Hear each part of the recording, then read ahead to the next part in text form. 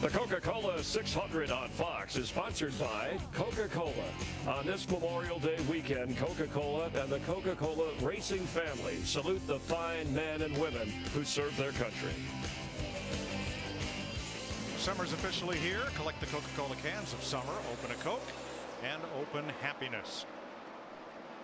Brian Newman led the first 11 laps of 400 that will run here tonight. Kurt Busch has been out front from there, with Newman second, holding off David Rudiman, Martin Truex, and Joey Logano. Casey Kane now sixth. Denny Hamlin, Jimmy Johnson, Clint Bowyer, Kyle Busch, the top 10.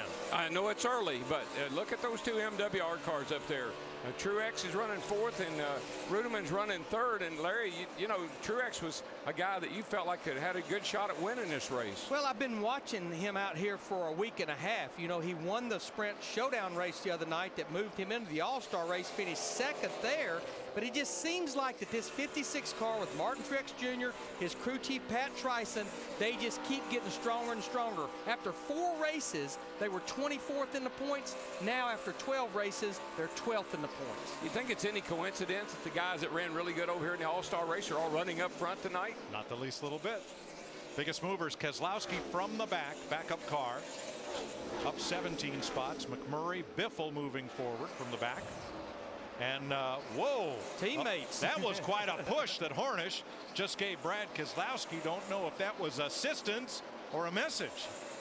I think it scared Sam Hornish in the 77 so much he backed out. I think it was almost an accident. Matt? Well, there wasn't any indication on the team radio. Brad said really nothing about that incident. He did tell Jay Guy about 10 laps ago. He said, you are making me look good, because right now, at this point, this car is awesome balance-wise. He's going to have to take his time to work his way to the front.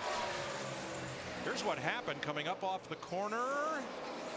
Oh, that's a little help. Oh, no, I tell you what happened there. The 12 was moving to the right, and the 77 was going to bump draft him. Not a good idea when the car's moving to the right like that. But a much better result than when it happened between teammates Kyle Busch and Denny Hamlin last Saturday night.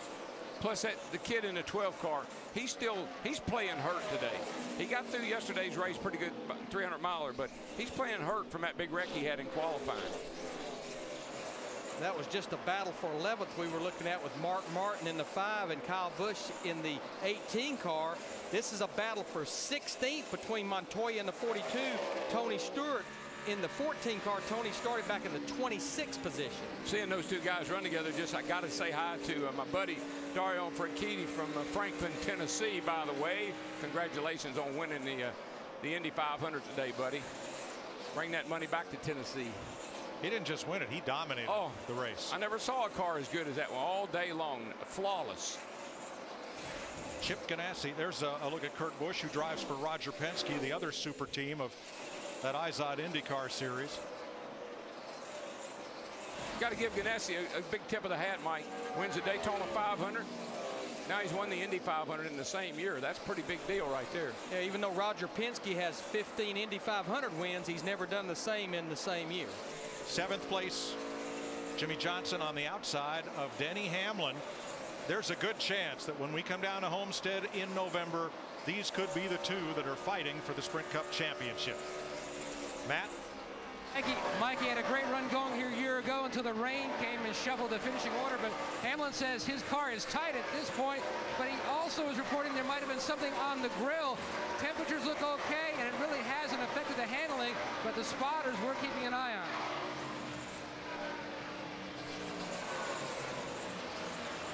Now back at 9th place and 10th. 2 other teammates holding station. Clint Bowyer there in the Cheerios car and the Cat car for Jeff Burton, both Chevrolets. Boyer's trying to become only the 3rd driver in NASCAR history to win a race on his birthday. Happy birthday, Clint. I'll tell you something else.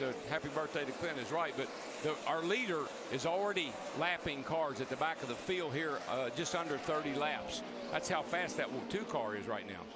But, you know, talking about Jeff Burton in the 31 car, I don't know that we talked a lot about him in the pre-race, but Darrell and I watched him yesterday. 600 miles here at Charlotte Motor Speedway is a Jeff Burton type of a race.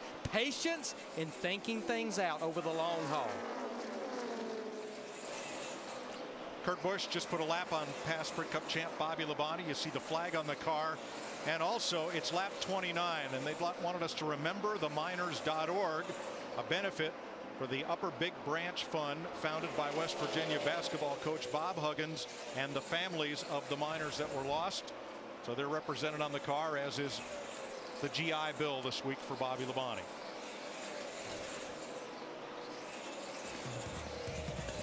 Kurt Busch is your leader by 3 seconds over Ryan Newman and David Rudiman. In honor of all of our men and women overseas fighting for our freedom, boogity, boogity, boogity.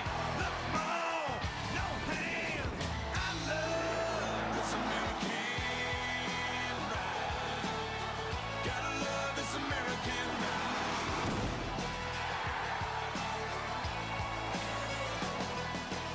A lot of pride in exhibition during today's pre-race, a pride we all share, being able to live in this great country and spend our holiday weekends at places like this. Watching Kurt Busch leading Ryan Newman, the lead has shrunk by 10%, 2.7 seconds. Newman continues to have his hands full of David Rudiman for second. And they have company. Hello. Just turned 20 years old, Joey Logano. Been watching him, man. This little car is looking good. It's got that magic Gibbs setup in it. Every time I think about this racetrack, I always think about how good the Gibbs cars is get around this racetrack. And that was your pick as a driver to make the championship. chase. I like the maturity of this kid, Larry. He just keeps getting more and more confident. Interviews, talking about his car, talking to Zippy. I really like how he's matured. Take us for a ride around, Darrell. Yeah, you can see he's coming off turn 4 here. He's got a little traffic up ahead of him, but right by the start-finish line, you got to let it swing out all the way to the edge of the wall right there. He's going to run the bottom. Got that left side tire right down on that white line. There's a little dip getting into 1. He got through that fine. A little tight off at 2. Get a little draft off the car in front of him there. I think that's Jimmy Johnson. He's going to run the high side on this end of the racetrack, which makes every bit of sense to me. It's still a little hot and slick on this end. Get up there high and then bring her off the corner. Don't get into that outside wall. Nice lap. And Mike, when you think about it, Joey ran a Nationwide Series race, one of several drivers that did double duty. That's 900 miles of racing here in 2 days in hot, humid weather. Larry, I said something about that, and somebody said, you forgot what it was like when you were 20, didn't you? I was the same way. Race where? 14 drivers did double duty. Rudiman is relentless. He keeps going after Ryan Newman. Just can't complete the pass. And again, he can't get up in front of Newman. And that's that don't get frustrated thing with somebody right now. Be patient. You're working the bottom. He's working the top. You'll finally slide by him. Matt? Mike, we're about 10 laps away from the first scheduled pit stop, and Ryan Newman says the 39 Army Chevrolet just way too tight early on. They're going to make a track bar adjustment when he hits pit road for that first stop.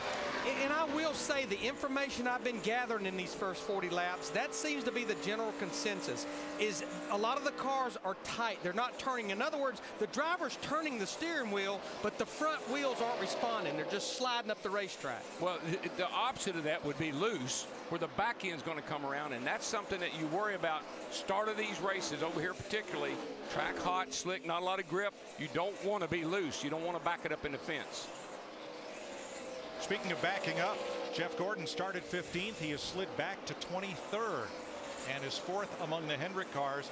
Wasn't particularly quick in practice, but we usually don't pay much attention to that because, Darrell, he focuses on comfort in that car during practice, not necessarily all-out speed. All during practice, he was over in the 30s and 40s on speed. But when they got ready to qualify, he stepped it up a little bit. But this car has not been that good over here all weekend. Third place. Joey Logano trying Ryan Newman on the low side. It's just so hard to complete that pass. When that car like Newman in the 39 stays up against the wall, yeah, his car may not be driving it good, but see when he picks the throttle up, how he just keeps it wound up and actually pulls you a little bit on the exit of the corner. Kurt Busch, your leader at 43 laps. David Rudiman, Ryan Newman. Here comes Kyle Busch and Denny Hamlin. The teammates who seem to fuel each other's desires. That was teammates working together right there. You're a little faster than me. I'll move over and let you go by. Don't expect that at the end of the day, though. Kurt Busch has opened it up. His lead on David Rudiman right now, 3.1 seconds after 43 laps.